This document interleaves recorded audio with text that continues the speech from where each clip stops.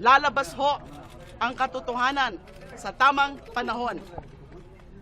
Kung sa tingin po nila ay mapapatahimik po nila ako, kung sa tingin po nila ay hindi na po ako lalaban dun sa mga pinaglalaban ko, lalo na sa katotohanan, sa katarungan, laban sa mga araw-araw na pagpatay at mga iba pa na mga panggigipit, paniniil nitong rehimen Duterte.